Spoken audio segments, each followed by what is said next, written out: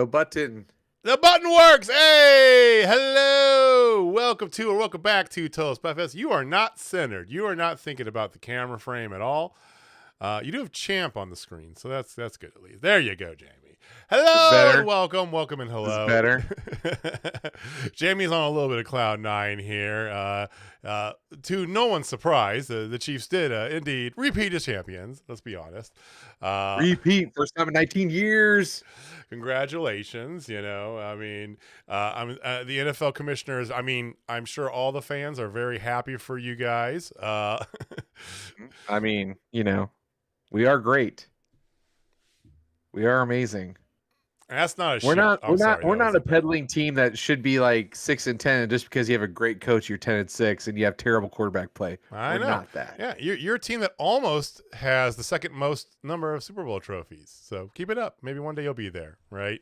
Yeah. And at least we have one since the 2000s. It's been 16 years. Let's talk about your guys' breaks years, there. Man. You know, how many one-win seasons were there in the middle of that? Let's just throw. Okay, so sure. You had a one-win season when you had the number one pick. 2-14, baby. Oh, 2-14. Get your facts. I apologize. I apologize. The legacy that is the Kansas City Chiefs.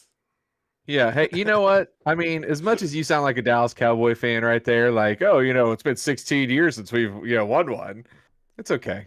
I forgive you. That's fine because I can always look back at the 6 trophies we have to year 4, so it's always that. Oh, you know? yeah. I mean, yeah. You talk out one side of your mouth and completely you out are the other one. exact same way. Don't even give me that. Don't even give me that. I've always when we the second we turned to college athletics, you immediately turn that ship over to Kansas basketball. Wherever we're talking, like, whoop, over this way right here. And just well, you're the same way. Like Mizzou's so great. They haven't won dick. Kansas has won. Exactly. And if they could learn how to win on the road this year, they'd probably win another one. But they evidently have no desire to win on the road. College basketball is weird this year, dude. Like, who's the best team in college basketball? Fuck if I know. It's a mix between an elephant and a rhino. Elephino. Which means, hey, the pool should be great here coming in March. This is a wrestling podcast, though. Hello and welcome. Sorry there. We got a little jabbing in here. It's almost baseball season, too, so we're excited for that. Jamie's going to opening day with the whole family. So I am a glutton for punishment. Faux show. Hey, well, get them. I don't know. I have faith in the Royals this year. They're not going to be good, but they're not going to be as bad as they've been. So, you know. I really hope so. Hope so. Making that thing there. Hello, Heather. And for anybody else, if it's your first time here, welcome on in. Hit that like button. Hit the subscribe so you know when we go on. We're here every Wednesday. Spoiler alert. But we do pop in from time to time otherwise. If you're live with us in chat, please feel free to join us in chat.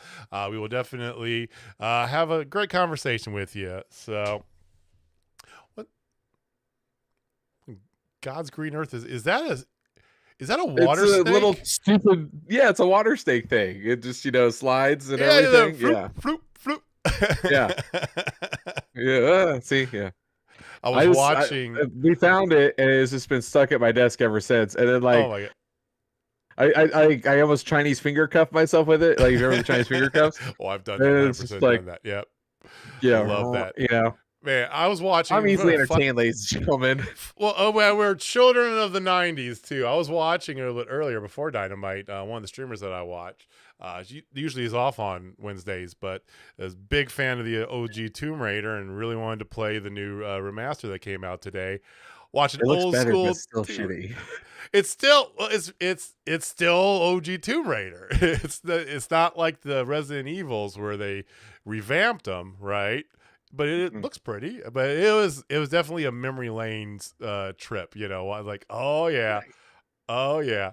So, and you know what? I like that you said that, because honestly, tonight's AEW Dynamite was kind of a trip down memory lane a little bit for me. Wasn't my first rodeo, folks. That's how we do segments It was, here. yeah. That's what we like to call a segue, ladies and gentlemen. We're getting better at these things. Oh, by the way, we are sans Austin, for those of you wondering. He's being a very good husband and taking his beautiful wife out for a lovely Valentine's Day dinner. So, and I'm Austin, being a terrible husband, and I am here. well, they've been Because married I for love what? all of you. They've been married for what, like 7 years, something like that. You've been married for 20, whatever. Yeah, you passed. Yeah, yeah. I've been married since 2001, ladies and gentlemen. I'll be our 23rd wedding anniversary this year. So Damn, now I feel older. Takes a special woman.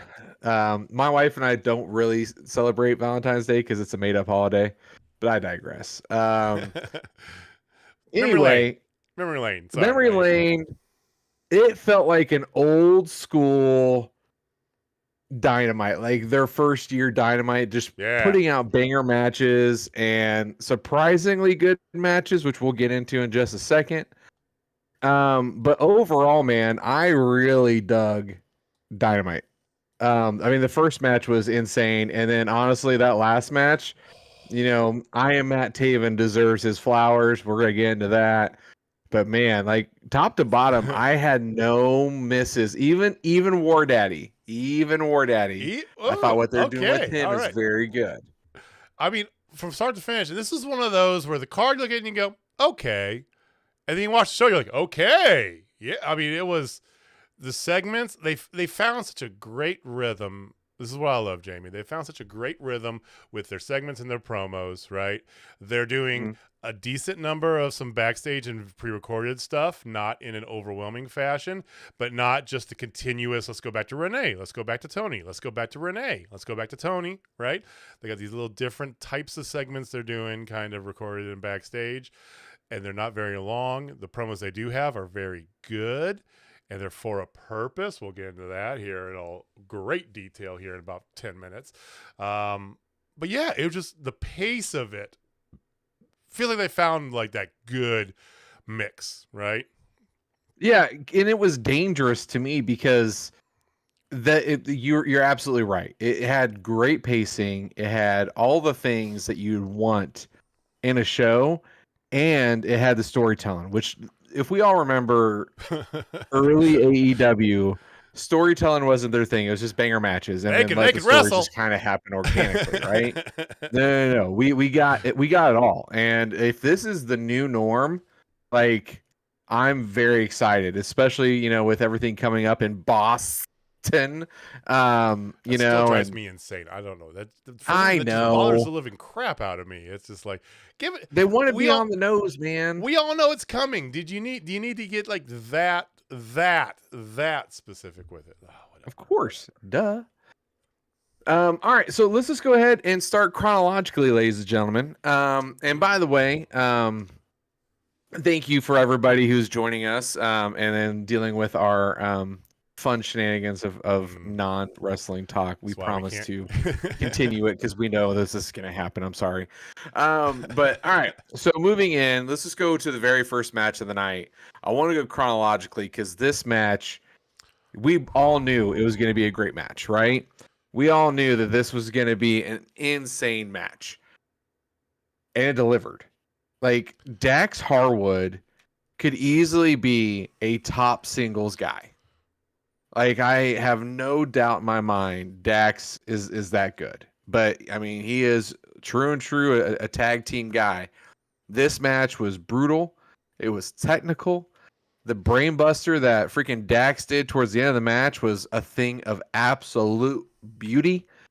And then afterwards, setting up BCC versus FTR, more than likely going to be at a certain Revolution pay-per-view coming up. There's going to be tons of tag team matches on there. It was already announced for next Dynamite, next week's Dynamite. Oh, yeah, but something's going to happen, and they're going to end up going there. You know that, right? True. I mean, it's going to be a pay-per-view quality match on Wednesday. Which this was legit a pay-per-view quality match, if you ask me. It just, we've said this before for the past, I don't know, year and a half, 2 years now almost. The FTR doesn't have bad matches. And it goes beyond tag matches. And this wasn't a mirror image, but if anybody was going to fight a John Moxley match, that person is Dax Harwood, right? I mean, it was just the perfect lineup because they did the exact same thing to each other in the exact same fashion. And deep in the heart of Texas, I mean, this is very much neither of them are Texans. You got a North Carolinian and an Ohioan. And this was a Texas match through and through. This was just a vicious, brutal, just punch you in the face, right? Just bam. Face, dick, whatever. It punched you. Like, whew. Moxley wins via rear naked choke, which I definitely liked. But the best part about this whole thing was the additional storytelling. Mm-hmm. And this is where I do miss our good friend Austin, where, the holding on to it, which has Cash come out, starting to attack Mox, and then here comes Claudio attacking him. BCC stands tall, which gets a BCC chant, which I found very interesting. Well, they got booed first, flipped off, and then started chanting BCC, which is hilarious. It is a bad relationship. Like, that's what that is. But I'm here for it. Like, it was. Whew, whew. Did you catch the sly little announcement that was kind of Excalibur kind of slipped in the middle of the match there? That the full BCC, Danielson and Wheeler included, are going to be at CMLL's next pay-per-view for an 8-man tag match. That's good. That's gonna go hard. I feel like somebody called that. I think we both called that. That was pretty easy to call. I mean, we said that was going to happen, but yeah, I was not the first one to crown, so I'm not going to take it. I think that's all you. I'm giving it to all of us because that was an easier layup than Mercedes Moné debuting on March 13th. I mean, yeah. I mean, it was an easier layup than corn dog in overtime. I'm just saying. Jeez. All right. So let's just go on. Right after that, you had an excellent Don Callis promo. Because, ladies and gentlemen, if you have been paying attention to the wide world of wrestling, Will Ospreay's officially finished up all of his stuff with New Japan. And he was very emotional when he left, and he said, "Don't forget me, because I'll never forget you." And he went out on a banger match too. Go look it up. Yeah. But so Kensuke Takeshita is going to go up against Will Ospreay at Revolution, and at the end of the day, the Don Callis family will be together as a family. It's a win for the Don Callis family. This is very obvious, a face turn for one Will Ospreay, because he will be coming in to a hero's welcome regardless. Mm-hmm. So why not have him be a face? Technically, he's never really been a part of the Don Callis family. He was always accurate. He was always just kind of like adjacent and helping him out, for the times that he did, right? Mm-hmm. Mm-hmm. It was said today that his presence was going to be at Revolution, and now we know how. So, and that I was really hoping he'd be on the show tonight, but that's okay. He literally just finished in Japan like 3 days ago. I mean, tomato. I hear you, but Takeshita. Well, first of all, you get Don Callis on your TV. ThereThere's that, But then Takeshita versus Ospreay. Oh my god, like this card is shaping up nice. I'm not gonna lie. It went from 0 to 5,000 in one show. Pretty much. Like let's just call it for what it is. So you said this next match was even one of the ones, a War Daddy match. Yeah, because I think it's gonna start something. All right. Okay. Just like Michael Jackson said, starting something, gotta be starting something. Anyway, Mama said, Mamaku sa. Hey, you got it, baby. Let's go. No, so this is what's going on here. So it was a typical War Daddy match, the new age War Daddy, where he definitely did the flex down, which I think needs to be a part of all of his matches moving forward. We all popped really hard for it last week. So much, Popped for it again. Yeah. So it was against a local competitor. So, okay.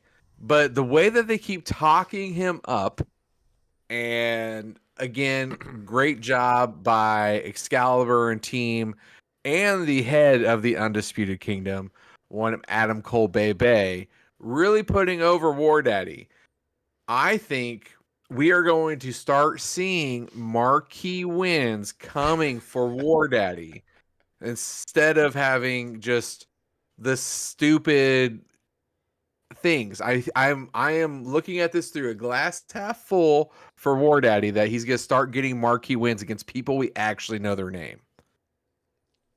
Oh my God, Heather, thank you. So for those of you listening to us, our friend Heather in the live chat said a young hippie died so War Daddy could flex. Yes. An angel got his wings. Yeah. All right. So, but anyway, this is what I think. Okay. He's gonna get a decent mid-card guy at Revolution.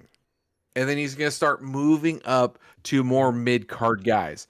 Because he needs to show a bigger repertoire in his matches other than, Hulk Smash, which he did in his last match before this one.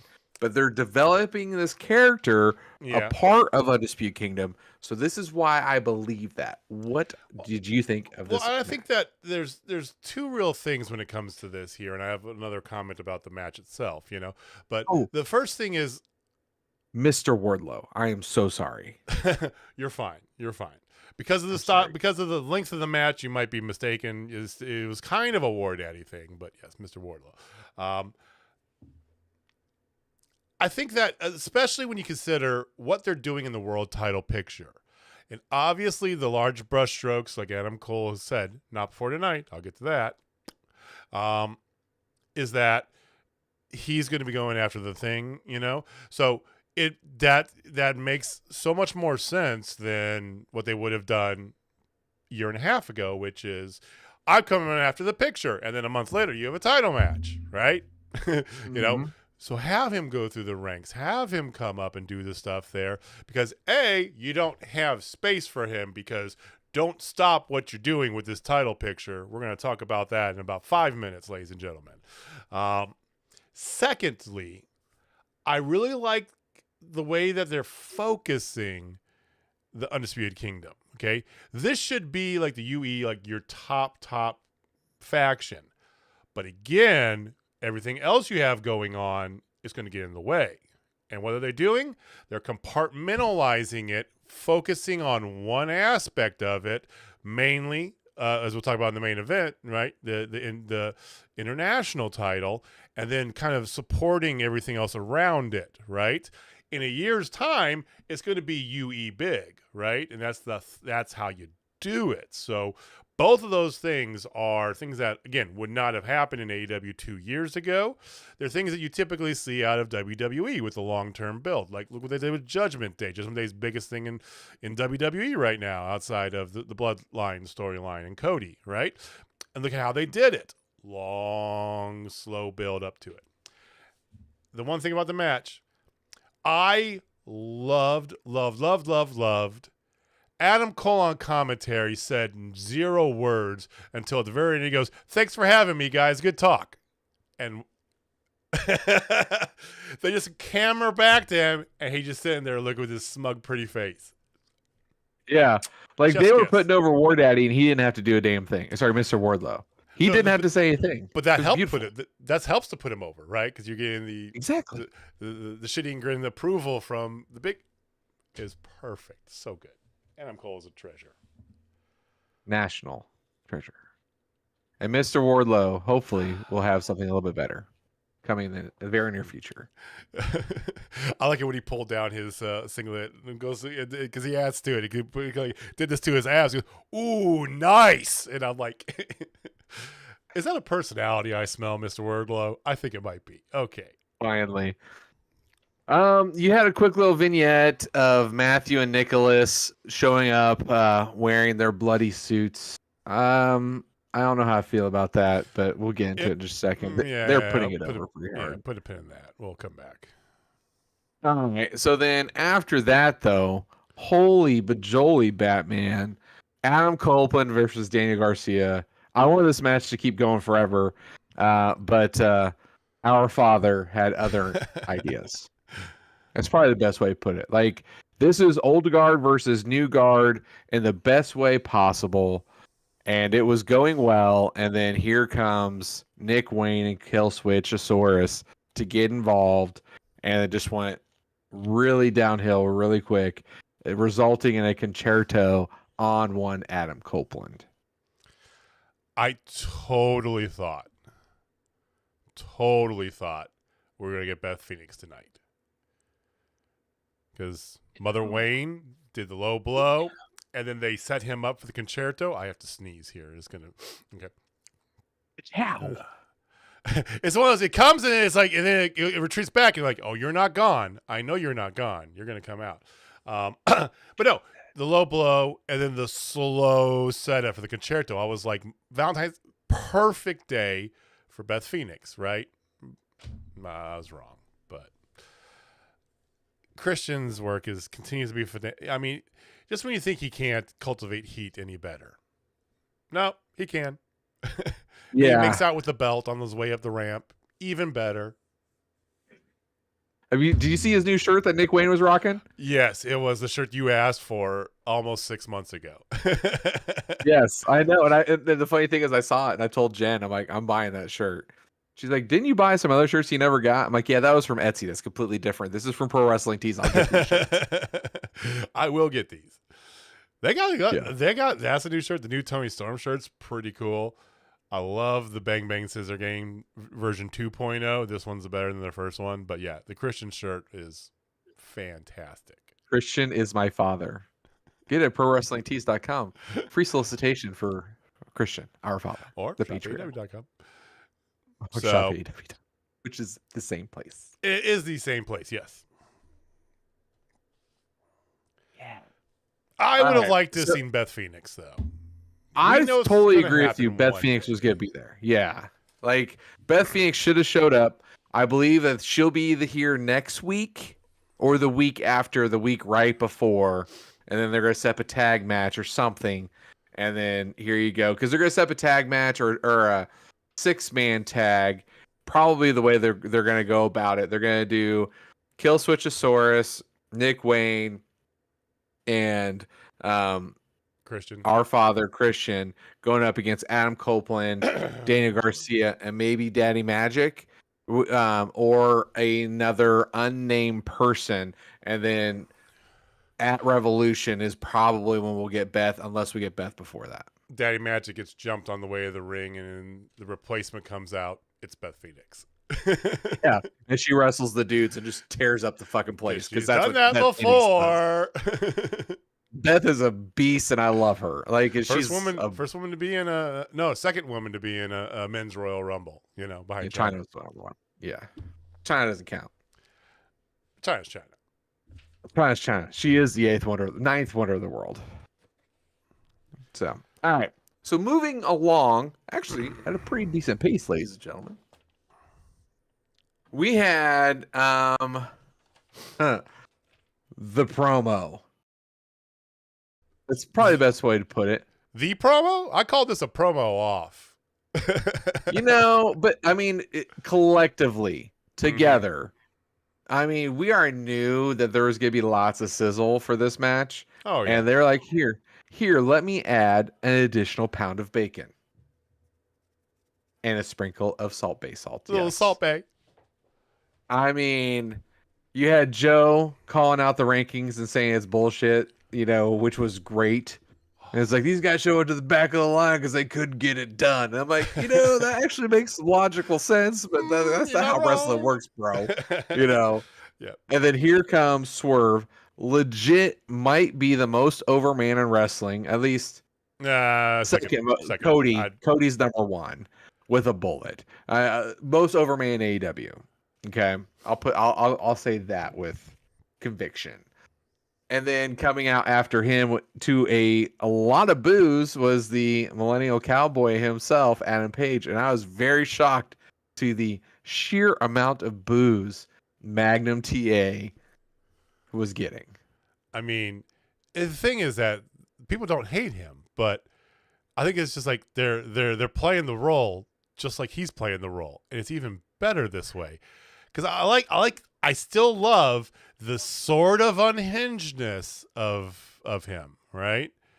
He's definitely broken by Swerve. You can see that. It's not like a Toni Storm broken where she lost her damn mind and became a 1930s movie star. It's just he's not, he's not focused. He's not there. And I love that.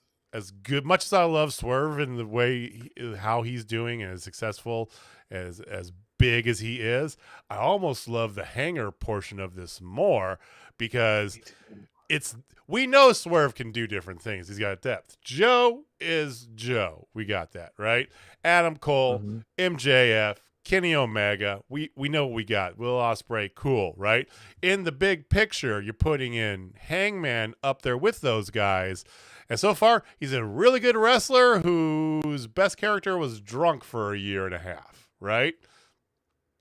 Now he's getting depth, finally, and I love it. And I would politely like to disagree. You say he doesn't have focus. I think he's more focused than ever.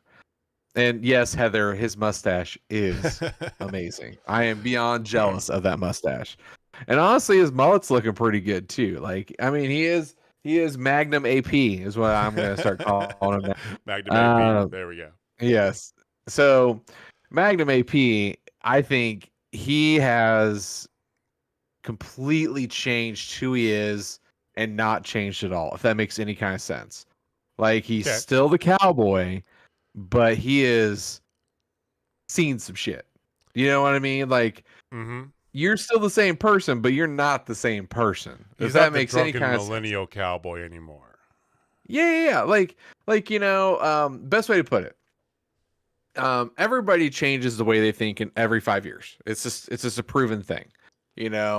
Like when I was in my 20s, I was thinking about having kids and things like that. And then, as I've gotten older, I'm thinking more about retirement and making sure that I leave something for my kids. And then now I'm thinking, hey, I need to start taking vacations instead of being at a God blessing softball field every single weekend. But it's just one of those things. Like, you change the way you think. You're still the same person, but you change the stuff. And sometimes that happens because something happens in your life. I think Swerve changed him in that aspect. He's still the same guy, but he's gone through some things and now he's a better person for it. And he is more about what he wants more than ever and a lot more angrier about it. And I love it. I think overall you're right, but the story is definitely not pointing in that direction specifically. He is more about preventing Swerve. That's what he wants, is to prevent Swerve from getting there. Yep. Winning the title is secondary. And but his pro work's gotten so much better. Swerve just comes out here and kills it. I mean, and my God, Samoa Joe, I've loved you for a long time now, but I don't want to say this is your best work you've ever done on the mic, but it's up there. This mafioso sort of, Joe, this is good. This is so good. His best mic work, I hate to say it, was when he absolutely buried Scott Hall.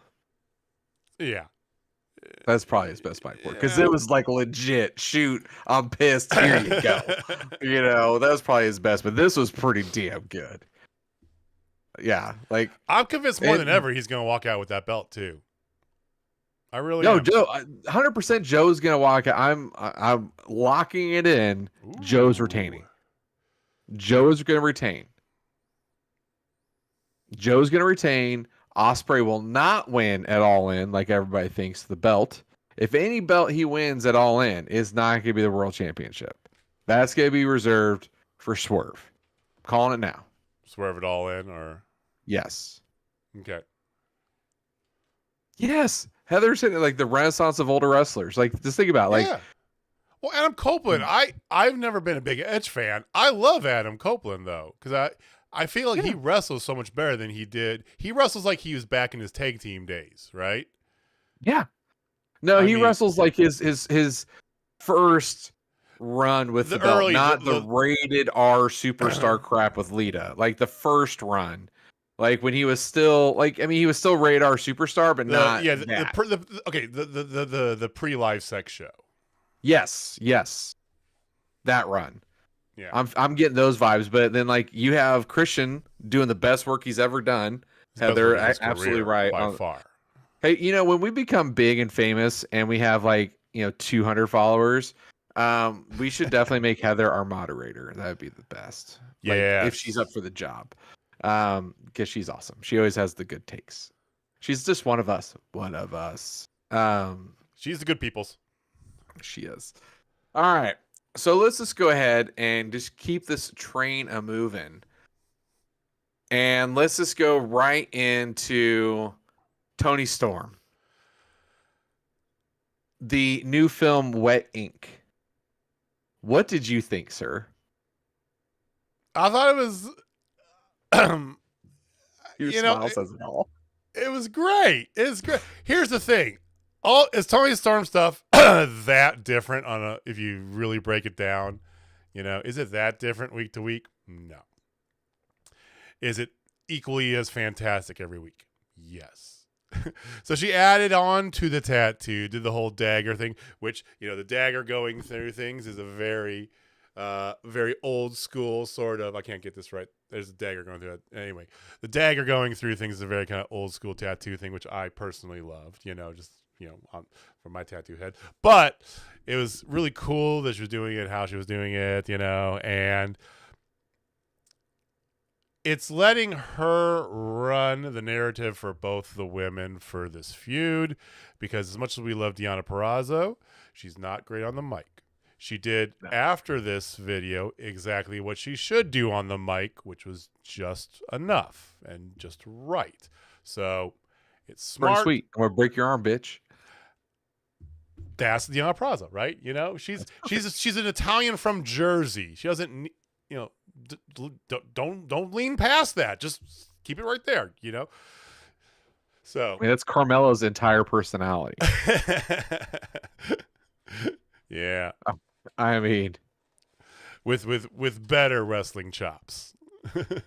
Way better wrestling chops. So I thought it was fine, like I said, but it's nothing different, but it's not bad. You don't want to abandon the ship. You're not going to take TV time away from her on a weekly basis until she starts to cool off. Yeah. And the thing is like, I already had a lot of interest in this match just because, one, I know the history between these two, and two, it's going to be an amazing match. Like, you already knew. So I'm already invested. And the thing is, there's some people who don't know the history and don't know those things. And this was more catered to them. Like us old school marks who know, the pages of yesteryear, we're all over this. And I like how they're still doing it and using their best asset. And that's Toni being absolutely Toni. Yeah. I mean, you can't really mess with that. I thought it was great. So I would like to see, the only thing I would say on this, okay? I just think it's so much better. And I know the whole thing was a vignette, is a feature film. She's getting a tattoo. You can't do, but I just like her live a little bit better, right? Because I think you get that off the cuffness that's even better. So anyway, that's the only thing.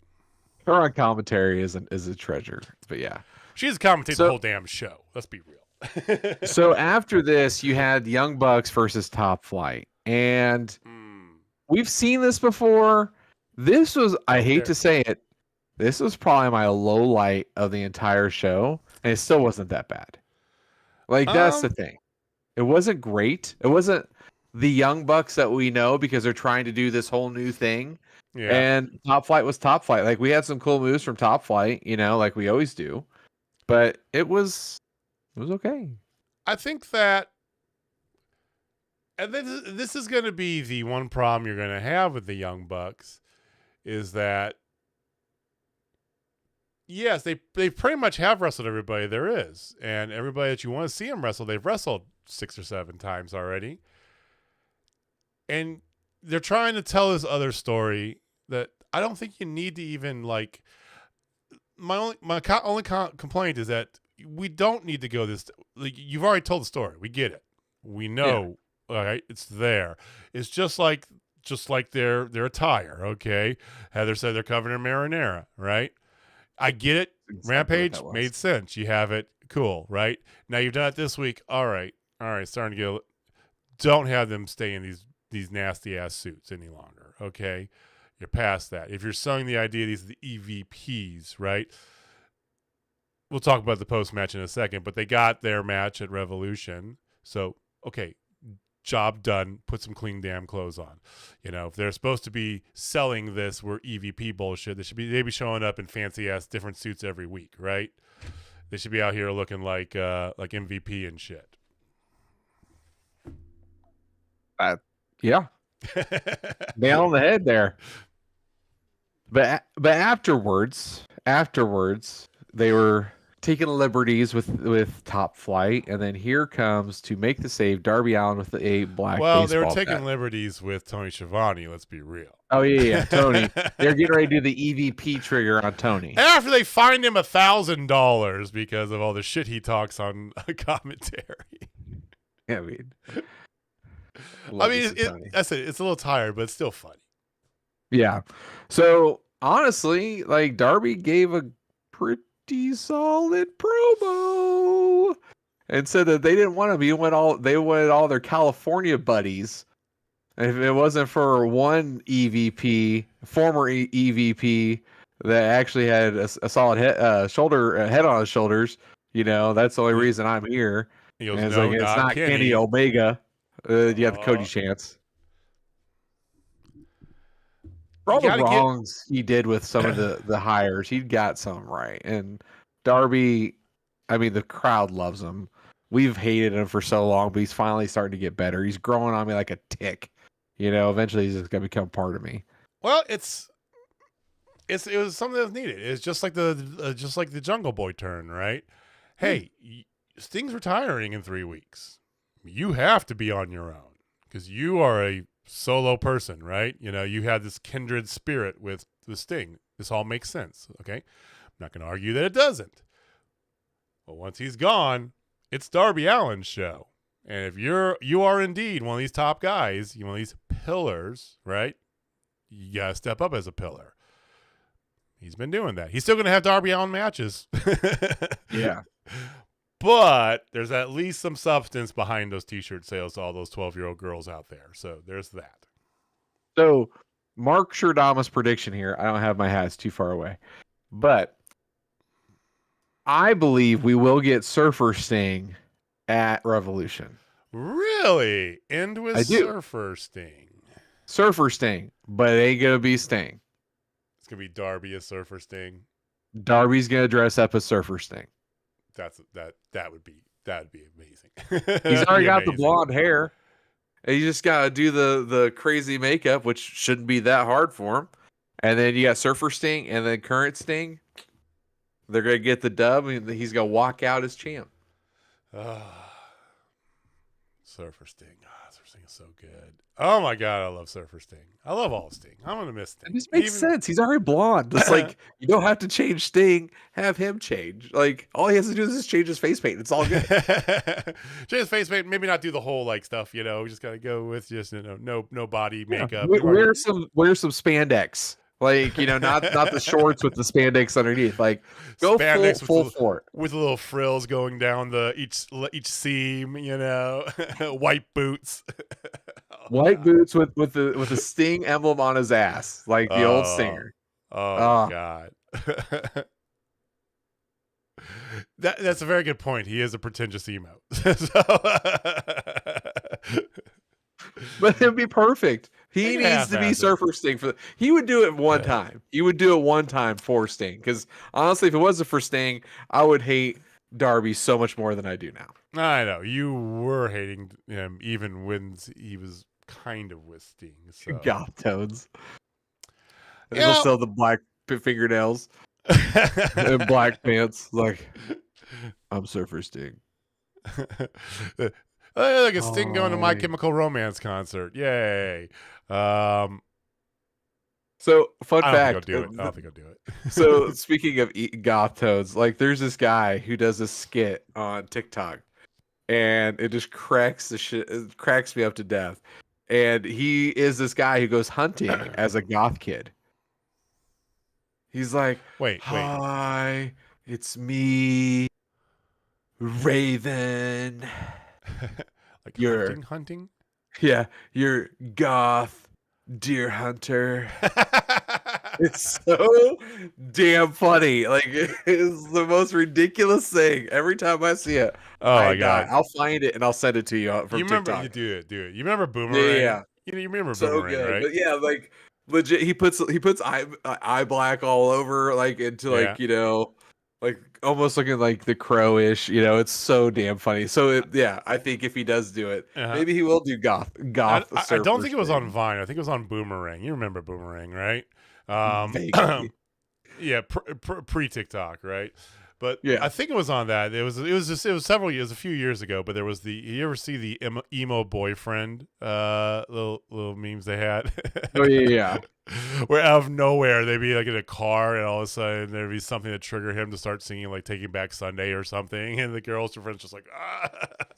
It's like, how about I'm outside of your window? And it's just like, oh my god, it was so like, he won't do it. It would be amazing if he did. I am fully not expecting him to show up as Surfer Sting. So we'll see if you're right. We get the match. So they've got matches announced. So that's an official. I mean, we knew it was coming, but they made it official tonight, right? So you got tag team title match, Sting's farewell match against the Young Bucks. You have Takeshita versus Will Ospreay. We already know about the championship triple threat. And the women's title match with Toni Storm and Deonna. They made official last week Orange Cassidy and Roderick Strong. And there's one other match that I'm missing that they've announced. I can't remember what the hell it is off the top of my head. I think that's it. Embarrassing. I think you're good. There was one more. I think you're good. I think you're good. Okay. If there is one more, I'll just blurt it out of nowhere. Yeah. So right after this, you had the Bang Bang Scissor Gang all getting together, showing off their new shirts, which look absolutely great. And there's going to be a 12-man tag team match on Rampage. So we get to see the Bang Bang Scissor Gang going against six dudes. Jobbers. Wonder who's going to win that, ladies and gentlemen. We'll wait and see. It's a shocker. Yeah, this is all fan service, and it's totally fine. Again, you're placeholding Bullet Club. I get it, right? And you're still giving Acclaim TV air. Cool. Well, the whole idea is for them to go after Undisputed. Like, that was the whole thing. But yeah, Undisputed's a little busy. And again, but that's the proper thing. One story they're kind of focusing at a time for Undisputed, divide and conquer, right? So they're kind of placeholding. They're learning how to handle this, because remember the olden days of everybody's in a faction and nobody's fighting with the right faction, I mean? So yeah, at least there's some forethought. Yeah, the birth and death of the Pinnacle in a matter of 6 weeks. The Pinnacle was created for pretty much one match. That was it. Yeah. So after this, man, we actually had a women's match. It wasn't that bad. With Sky Blue and Willow Nightingale with Stokely Hathaway. It's tough for you to say. You compose yourself for a second. Do we need to take a quick break here? I just have to say this. For as much shit as I've given the ass or Sky Blue, because that's all her personality was there for a good solid year and a half. Was just she's got a booty. If you've seen her on the indies, Yeah, that was her personality. This new version of Sky Blue, I like a lot. And JJ, you're the one who called it. You said this is what she needs to do. I believed you. I didn't actually. No, nay. I did not believe that this was what it was going to take. But this version of her, and honestly working with Willow, this match was good. It was a good match. Willow did great. I love Stokely coming in at the very end to screw Sky Blue. and just made my heart very happy. And the pairing of Willow Nightingale and Chris Statlander with Stokely Hathaway was the greatest idea. And they are going to be your inaugural women's tag team champions. Everything they're doing here, I thought was fantastic. You got a different women's match, even though, okay, Sky Blue, Willow Nightingale, not fresh, new. But for the most part, yeah, it's kind of new. I think Sky Blue's turned the corner. Her in-ring work has gotten better. And, you know, some of the annoyances we had about her have been slowly whittling away as she's starting to grow a little bit in this, right? You know, for one, yes, they're covering it up. They covered up her booty because, boy, she was leaning on that really hard. Which, hey, I'm a single guy, cool, right? But I also like some substance on my TV. Just saying, I can find that elsewhere. Her and Julia are working great. There's definitely I know some websites. Her and Julia is a fantastic pairing. They're kind of intermingling them here, and they're kind of going now they're going back. So you're keeping that champion involved, even though she's not wrestling week to week here. But keeping them involved with Statlander and Willow. The Stokely thing is fantastic. They've got layers to this, which are great. Willow never saw Stokely do the cheat, right? She's always been suspicious of Stokely, and she's kind of begrudgingly, you know, taking him along with Chris. So there's an angle they're putting up with that. Sky Blue and Julia, but Sky Blue's not a part of the House of Black, and Julia definitely is. So you got wings there to run with. They are starting to do the things that we wanted them to do for the past 3 years. And it's good to see some depth. It's also good for the talent to show up and back it up. Because as much as we've been wanting it, would we have gotten this match out of Sky Blue 8 months ago, 6 months ago, 3 months ago? No. They got her shaking her butt around and then doing a random scream here and there, and then here's a code blue, okay, which is a pretty move, but this is so much better. I like this. I like it a lot. I don't know if did you catch any wrestling this weekend, any Rampage or Dynamite? No, I was unavailable. I spot checked some stuff here and there, a little bit. So I did see the match they had on Friday night with Willow and Chris Statlander going up against the Outcasts. I had to see Ruby wrestle. Hey, Ruby.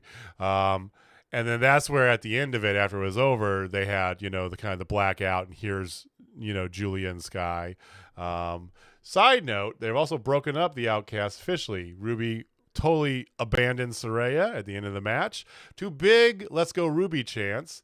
This match had a back and forth Willow and Sky chant. So yeah, these women who we said just not putting on good matches, the crowd's dead for it. They're getting over. Willow's over as fuck. We know that, but the other ones getting over. Once you bring in Mercedes, you've got some legs. Just give it a little more TV time. I think we're in a good spot here. It was very surprising. I'll just put it that way. I did not expect you to say good words. If you had told me this afternoon that Jamie's going to say good words about that Sky Blue match, I was like, you need to stop drinking in the middle of the workday, my good sir. Yeah, I mean, if there's one thing, I'm typically consistent about hating people. And then here I am saying Darby Allin's doing good things and Sky Blue had a good match. Like, what the hell's wrong with me, guys? Mr. Wardlow his chops about his match against the Jobber. I mean, it's like, are you feeling okay, Jamie? I know you celebrated the Chiefs win. Did you celebrate too hard? Are you okay? I mean, it might be because of the Chiefs' victory, but Jamie's turned a leaf thanks to recent Super Bowl success. Thank you, Chiefs. Yes. So you're not wrong, Heather. You're not wrong. Yeah, it's been a crazy year. I mean, how about that main event? I am Matt Taven versus Orange Cassidy. I still can't not hear the Team America World Police Matt Damon every time he does that. I still cannot. Matt Taven. Every time, that's all that's in my head. But my God, he can wrestle, and so can Orange. And I only caught early this afternoon, right? I saw it was announced, but I only caught early this afternoon. There was a Texas Death Match, and I go, that's interesting. And my God, was it glorious. It was so good. So much blood. Gushing I felt like blood. it was it was a early December John Moxley match. Pretty much. I mean, just spewing blood, double table use, the flying nothing into the table, which was great by Matt Taven. And then the props, Jamie. The props. You know, JJ likes him a good gimmick, especially when it involves violence. The box of chocolates that wasn't chocolates from Chuck E. T. is full of JJ's favorite prop of all time. Thumbtacks! Little thumbtack action. Yes. And then a box of flowers that Trent Barretto's rolling out with, and he busts out the big old pipe, and full of St. Valentine's Day Massacre. It's like, oh my God, dude, what are you doing? Yeah, the pipe of the roses was absolutely good. He opened it up and did it. It was perfect. It was good. It was great. Everything about this match was great. I loved the extremely long, overly exaggeratedly long chain that was in there. I felt like that chain was like, you guys could probably cut that in half. You know, so like you just got to wrap it around twice. Like he had to wrap it like 18 times, and then he hits that, the orange punch, Superman punch, whatever you want to call it, instantly drops it, gets the dub. But the beach break onto thumbtacks, like you had all these props, all this blood, and in the heart of Texas, as you said earlier, excellent. My match of the night by far in a landslide, and that's even saying with John Moxley and Dax Harwood, which was, I mean. It's hard for me not to go for this because I love thumbtacks and I love violence so much, right?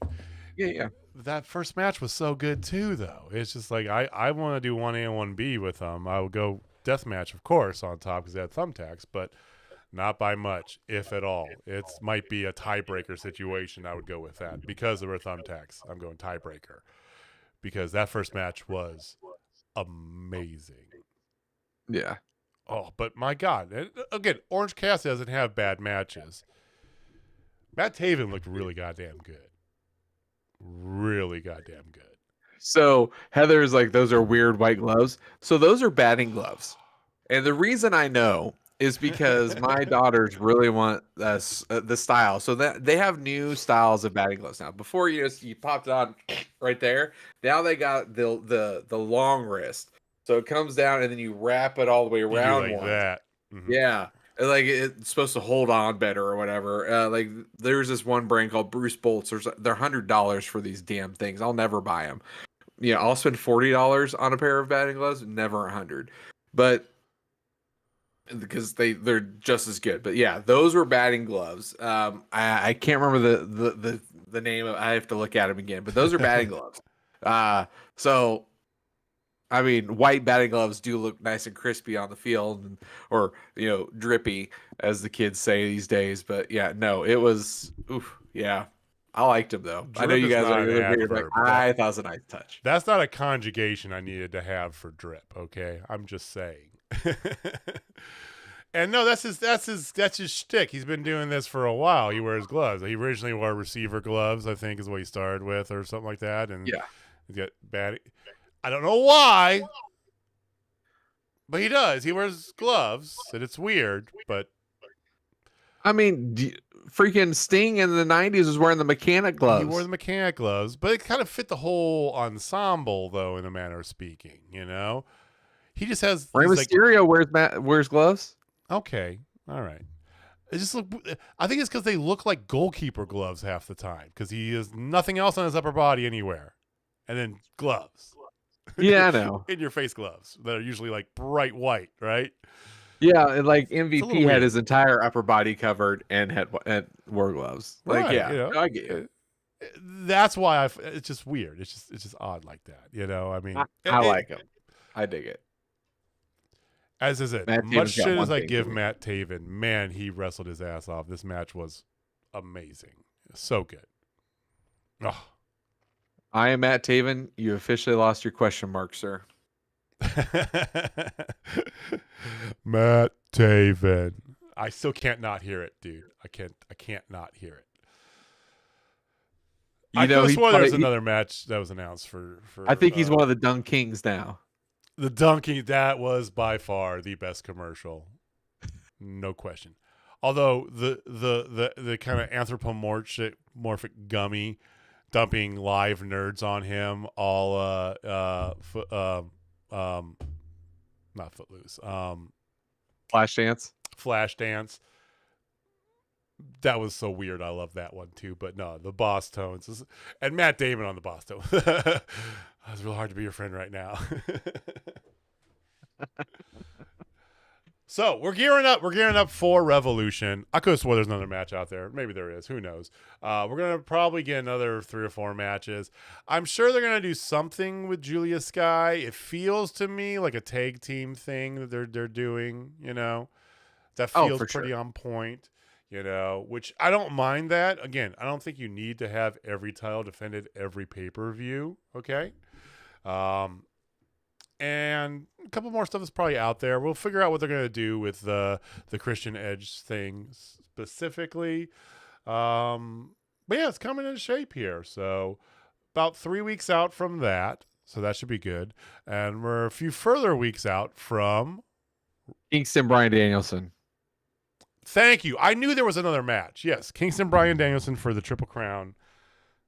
My Continental Triple Crown Classic. I don't even know what it's called anymore. For a bunch of belts. Together, kind of our 8 belts. Because they do them all at the same time. So it's like they're for different companies. At least one of them doing it at one. Anyway. There's no logic here, man. There's no logic. I know. I'm sorry. I'm pulling Austin's not even here, and I'm pulling his logic train out of the station. I don't know why. So a few weeks after that, we have, of course, it's sign pointing season, ladies and gentlemen. Jamie has a sign finally, but he hasn't hung it up, so he's going to do the lazy point. Very efficient point, I must say there. Can you see it? Is it in frame? So before the Super Bowl, both AEW, both AEW and WWE were in Vegas, milking that Super Bowl out. Yeah, just milk it to town. Why wouldn't you, right? So I like what WWE did. It's very akin boxing, UFC, right? The kind of like pre-show, right? The press conference at the arena, right? The square off they did for all sorts of people there and a big crowd showed up at T-Mobile. I really enjoyed that. What did you think of that just in general? Because that's brand new they've done this year, the way they did it. They've done something similar the past few years, but this I thought was really it was a lot of people for a damn press conference. Yeah. Hats off to him, man. Like I watched it, and I was underwhelmed until, obviously I wasn't. But yeah. It's like, hey, I'm going to right a wrong, guys. I'm going to right this wrong right now. So, they did good. I'm proud of them for realizing that they messed up. A year ago, they wouldn't have cared. They wouldn't have cared about us fans. They're listening. I'm proud of them. So Cody does the whole official selecting of of Roman Reigns. Scuttlebutt now is what we're going to have is night one's going to be a tag team match with Rock and Roman versus Cody and Rollins. And the more you think about it, that's probably better. I mean, I know Rock is in an amazing shape, but Rock's also in his 50s. He's a movie star. So he hasn't wrestled it's Cody and Rollins versus the not so wild Samoans. Yeah, pretty much. Then night 2, because he officially selected Roman Reigns to finish his story. And then they started talking about each other's daddy and each other's grandpa, and it got good. It got real good. Yeah. Like I have to give props to The Rock, man. He definitely gave the I'm pissed vibes, like legit pissed, you know. It's like you're the one who started it though, bro. Dude, nobody can sell like The Rock. Nobody. I mean, he is nobody. a multi-million darn near billionaire actor. So there's that. I mean, even beyond that, even you take it back to the days. I mean, Austin, sure. Triple H, yeah. No, The Rock sold like nobody's business. I mean, just. So there's that. You've got, of course, you know, we talked about before. You had Bayley. They're doing some very interesting things. So the women's Elimination Chamber. It's Elimination Chamber is the next pay-per-view. It's in Perth. I'm actually going to watch it because I think it's going to be the Elimination Chamber. Could either be a complete shit show or really good. Right. You know, it looks like it's gonna be good. So the women's Shotzi. So Shotzi was supposed to be part of Friday's thing, but she got pulled. They're doing a second chance for the last spot. Yeah, so, she got pulled. She got pulled for the last chance battle royal. She's pulled from that. She's challenging for the NXT title now, though. I thought. Yeah, Alba Fire is replacing Shotzi on the qualifier in 216. Okay. Well, that makes sense why she's challenging for the NXT title now, because I couldn't figure that out because I thought she was in the well, they're doing a last chance thing. So they've got Liv Morgan in there. I think they've got Becky's in it, Bianca's in it. I think there's another one that's qualified. I can't remember. But winner's getting a shot at Rhea, basically, is the way it's going to be. Because Bayley, of course, picked Io with her Royal Rumble, sign point selection. So I like, and here's my singing praises to WWE again. Okay, they have put some different layers on this onion that is Rhea Ripley. Yes, I just called her an onion. Get over it, internet. It's obvious what they want to do is have Becky Lynch, right? I know. A strata, if you would. But are you calling her an ogre? No. Because ogres have onion. Ogres are like onions. Okay, come on, man. All right. We're moving on. So it's, the obvious choice is what? Becky Lynch, right? Becky versus Rhea. Because they've been most feuding together, right? The whole mommy versus daddy thing, right? But you get Nia Jax involved too. You get Nia Jax involved with that, and Liv Morgan's on her revenge tour. Who's she going to revenge for? Who's the one who took her out? Her former tag team partner who blew up at her after they lost the tag team belts, Rhea Ripley, who then broke her arm, in that attack. Revenge. So I like what they're doing here because you're basically setting it up. Even if she drops the belt, she's still got other avenues for keeping Rhea on the top of the card, right? Because you don't want to squander that talent, especially with Charlotte out, right? WWE wants their big, strong person in there. Jade's not ready to mainline yet, so, once she is, I'm sure you'll have Jade versus Rhea for the next year and a half, right? Whenever that time comes. And it'll be fine. I'll be fine with that at that time. Yeah, but I want Jade Bianca first. That's all I know. I mean, you can enter. Those are Legos, man. You can just boop, boop, boop, boop, boop, boop, boop. Then they become a tag team. Then those two become a tag team. They become the new Mega Powers. Young Black Money Mega Powers. Let's go. All right. Oh. Beautiful too. Don't forget that. They're beautiful, bold. Yes, athletic. That tag team. Give me some of that. Has anybody been watching her Hulu thing, Bianca's Hulu thing? I have not. I'm so. Anybody watching? Any of our watchers right now? Anybody watching that? Tell me if it's worth a watch, because I will give it a watch if somebody says give it a watch. I saw a couple clips on the internet. Some funny stuff. Montez and her they're kind of funny together. But I love Montez. That's the reason I want to watch it, because Montez is just underutilized one. But yeah. Well, I mean, he's in Hurt Business 3.0, so there's that. Yeah, but I like it. I like what that could be. That could be what Hurt Business should have been. Mm-hmm. I mean, they even have BFAB with them now too, which I think is very interesting. The last remaining member of that faction. Yeah, Hitbo. Yeah, Heather's like, I don't watch reality TV. I typically don't either. I don't either, I like man. Shit I watched the Cody show, and it was fine. You know, the Cody and Brandy stuff. I watched the first episode of the AEW behind the scenes thing, and then I never watched any of the other ones.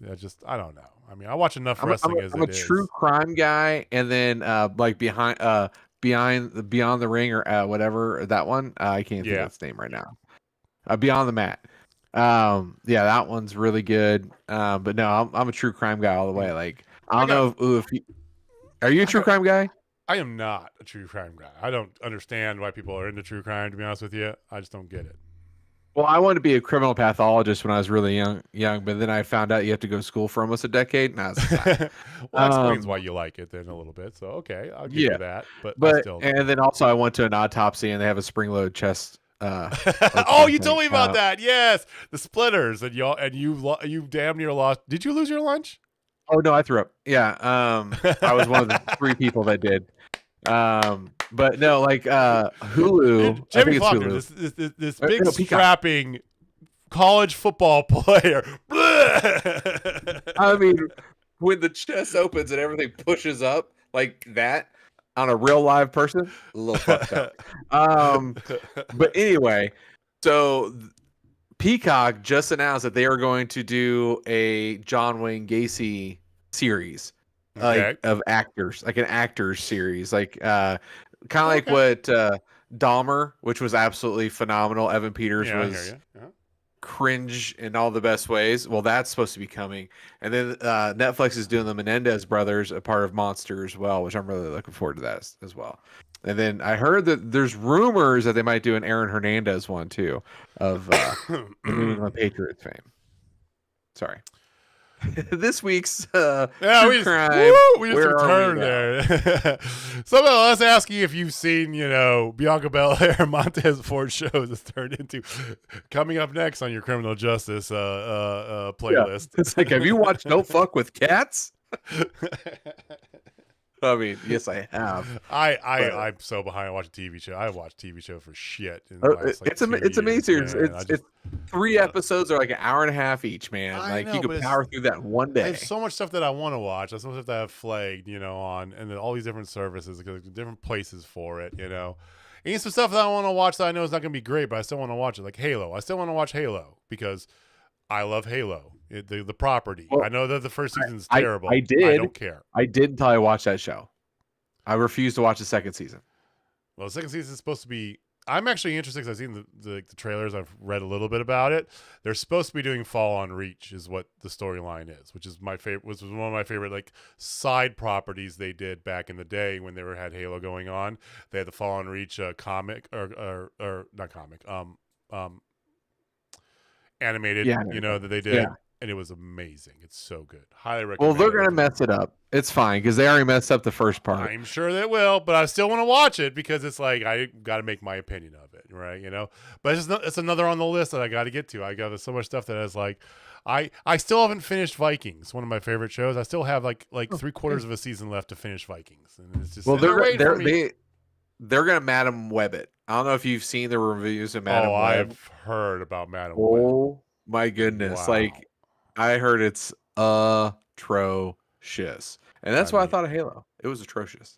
And I've heard a few people say it's fine. I've heard a lot of people say it's pretty bad. I'm gonna give it a shot someday. Like what they did with Cortana, dude. Like, come on, you can't. Yeah, it was just the fact that Master Chief was mainly without his helmet. It's like, dude, that's not Master Chief. Yeah, but you're talking about a first-person shooter game that you're making into a live-action show, right? Okay. Mandalorian. How many times have you seen you're going Mandalorian is the way you go. We've seen him 3 times without his helmet. I know. I get it. I don't disagree with that, but I also can understand why they did it as well. Again, I'll make my own opinion when I watch it. I think the person with the green finger is right. Well, we have gone off the rails, ladies and gentlemen. That means it is definitely time. Jamie's barely slept, by the way, because we had a software release last night. He's been he's got like 2 hours of sleep, so Jamie's going on fumes. So we're gonna bid you a fond adieu for the evening. So thank you for joining with us tonight. Thank you for listening. Thank you for watching. Those of you live here, thank you, Heather, for chatting. Anybody else, if you're here live, please join us in chat. You know, we like the conversation. We'll be back next week, same bad time, same bad channel. Hopefully Austin will be back with us. If not, it'll be me and Jamie. Either way, I'll be back next week at the same time. We're about 2.5 weeks out from Revolution, which also means we're about 2.5 weeks out from me and Jamie going to a live wrestling show. We're going to GCW 1st of March, so we'll make sure to tell you guys all about that. We get to see Maki Ito again, front row, baby. Yeah, we're a lot closer this time. A lot closer. Yep. Make sure you bring some cash this time so you can actually get a signed photo. Yeah. Thanks for reminding me. Babe, before we go, a few things. First, get well soon, Maurice. Hopefully everybody saw that, you know, she does have a very rare ovarian cancer. Yeah. They found it early though, so Super she should early. make a full recovery. But Here's cancer fucking sucks. So for her, get well soon. And then obviously as a Kansas City Chief fan, everybody probably saw that there was a shooting at our parade today by 3 to 4 young assailants. And I'm not going to try to make this a political thing. This is definitely more of a woman lost her life and multiple people got shot. I could give a shit about your party. I just care about those people and pray for them and pray for healing and their families. Let's be better, folks. Let's be better. So, yeah, please don't weaponize this. That's all I gotta say. No, we just want to give good positive vibes out there, and we'll give you more good positive vibes, along with some hot banter about each other's sports teams and maybe a prediction or two that we might land. Who knows, right? I got one this week. I'm a winner. But we do appreciate you guys joining us here. We'll see you next week. Jamie, take us home, man. All right, ladies and gentlemen, if you're not down with Total Spotfest, I got 2 words for you. 3, baby. So glad football season's over. We'll see you guys next week. Peace.